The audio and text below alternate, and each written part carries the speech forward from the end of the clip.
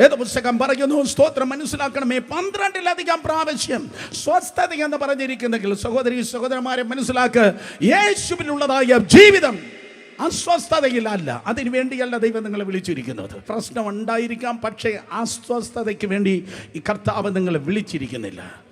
നിങ്ങൾക്ക് വെല്ലുവിളിയുണ്ട്, നിങ്ങൾക്ക് പ്രോബ്ലംസ് ഉണ്ട്, രോഗങ്ങളുണ്ട്, നഷ്ടങ്ങളുണ്ട്, പല സ്തോത്രം നിന്ദകളുണ്ട്, അപമാനമുണ്ട്. പക്ഷേ അതിൻ്റെ നടുവിൽ നാട്ടുകാർ അനുഭവിക്കാത്തതായ ഒരു സ്വസ്ഥതയ്ക്കായി കർത്താവിനെ വിളിച്ചിരിക്കുന്നു. നിങ്ങൾ ചോദിക്കും, സുരേഷ് ബാബു അതെങ്ങനെയാണ് സംഭവിക്കുന്നത്? കേൾക്ക്, ദൈവമായിട്ടുള്ള ഡിവൈൻ കൂട്ടായ്മയിലാണ് അസ്വസ്ഥത നിങ്ങളുടെ ജീവിതത്തിൽ അനുഭവിപ്പാൻ കഴിയുന്നത്.